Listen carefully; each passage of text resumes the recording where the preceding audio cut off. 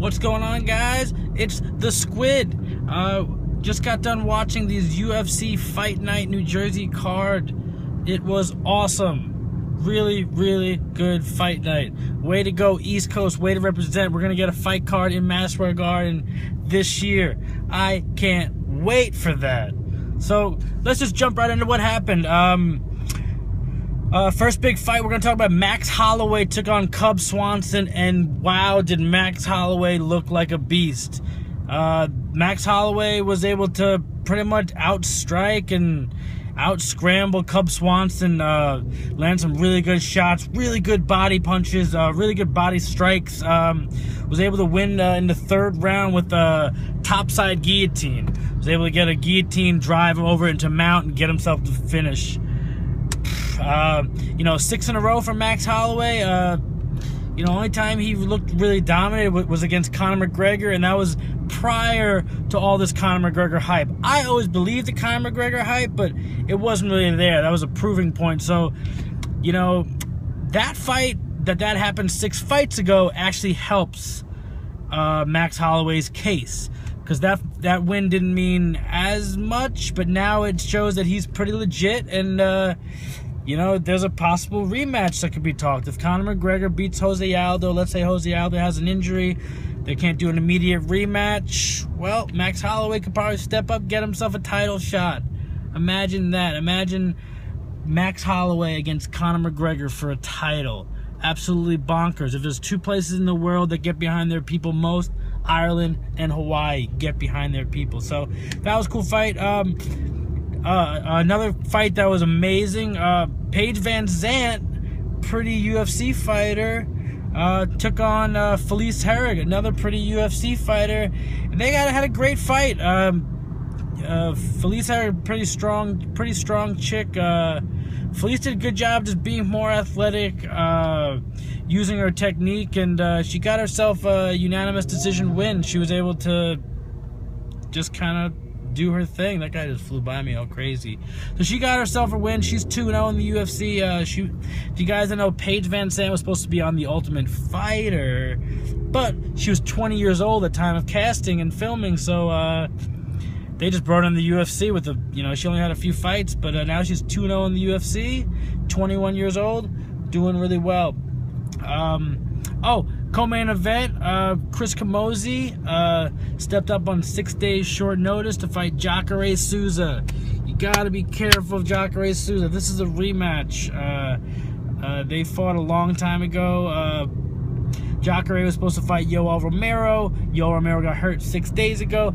Chris Camozzi jumped in, wasn't even in the UFC. The only guy in the world that would take this fight, and he did good in the fight. He was doing pretty good on the feet, and Chris Camozzi, jiu-jitsu wise, comparatively to Jacare's jiu-jitsu, is worlds apart. I think most people in the world of jiu-jitsu, if you go on the ground with Jacare, you're gonna be a little like a fish in water. He can make anyone feel really bad with their jiu-jitsu, and he was able to get on top, put some pretty dominant positions. I thought he was going for the same submission he went for last time in the arm triangle, but he's able to land a really, really tight, kind of a short arm bar with Chris Camozzi on his side. It was kind of brutal and looked kind of painful, but let's forget about those fights right now. I want to talk about the fight that kind of blew my mind. Let me just get over. I'm just gonna do some lane change, and this is called MMA multitasking mixed martial arts, MMA. I'm giving cameos to the people behind me in this video. They're just trying to. I'm just trying not to hit Glendale. I'm trying to head to Hollywood, not Glendale. So someone will let me in. This little guy playing his music, he might let me in. But all right, next fight was the main event. We're just gonna change lanes and not get into accidents while we're filming this. So the next fight was the main event. Luke Rockhold against Lyoto Machida. That was a thing of beauty. A thing of beauty in the mixed martial arts world. Kind of a changing of age, a passing of torch, whatever these sayings are. This is it's like the new breed of athletic, all well-rounded, large, physically capable individuals in the sport of mixed martial arts. It's becoming a changeover where, back in the day, one person can have that one martial art. Now you have to have everything kind of be really well-rounded, and, you can just be one of these super athletes. Look at a guy like Ovince St. Preux, kind of a super athlete, does pretty well for a guy that transferred over from just football. But this main event, first round, Luke Rockhold comes out. He's able to establish a lot of good leg kicks on Lyoto. They able to get the fight to the ground and really started to kind of tee off on Lyoto with some little shots, but dominant position the whole time. Was able to ride on top, keep Lyoto down. Kind of use wrestling with a mix of jiu-jitsu at times. When when guard passes were available, he would go to a jiu-jitsu mode. But it's probably from training in AKA, all the wrestling they do. There was one point where he got behind Lyoto and did something wrestlers do, the way he covered his hips and able to bring him down. It was kind of a show of learning. You just picking up wrestling along the way and doing it at the elite level where you can toss down Lyoto Machida.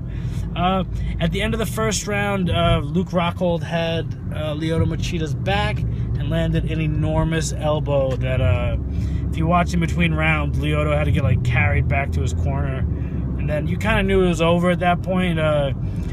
There was a chance that 1 minute break was going to get Lyoto back in it, but you saw right when round 2 started, it was still wobbly legs, weak legs, and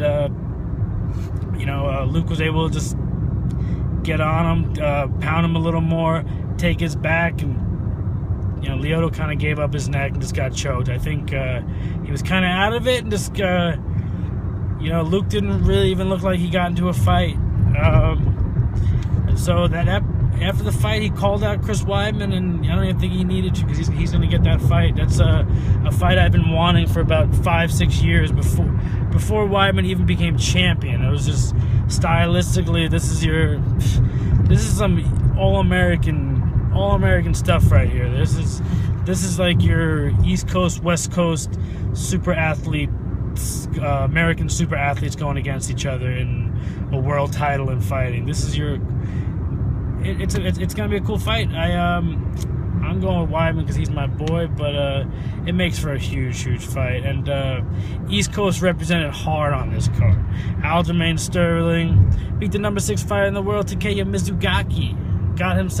He's a top 10 ranked undefeated fighter from Long Island. Way to go, Aljamain. Way to kick that ass. Then John Vellante moved down from heavyweight to light heavyweight, got himself a win and one decision. And he got himself 50 G's. He got himself a fight of the night bonus. Him and his opponent walked away with 50 G's. So yeah, good for him. Way to get that bread, John, and way to represent. If you guys don't know, John has a cool story. New York State wrestler. Same with Aljamain. John stepped up in the heavyweight Grand Prix in Strikeforce and has been pretty much with Zuffa since. And that was at heavyweight. Now this is his first time at light heavyweight and represented hard, killing it. And that's that. That's the only real news on these card. Yeah, we'll do more of these. Send me your questions. Let me know what you guys want to talk about. Pretty much going to talk about as stuff happens. And yeah, I'm gonna start breaking down this Mayweather Pacquiao hat. I got my money team hat on, but for this fight I'll be rocking a money team hat and a Pacquiao shirt and a gold chain that says the word boxing, or like the kids wear the shirts that just say baseball on it. I'm just rooting for the sport of boxing. If any sport needs something to revitalize it, it's this sport. If any sport has opportunity for one event to revitalize an entire sport, it's boxing. This one event has ripples and ripples and ripples on the history and the future of the world of boxing.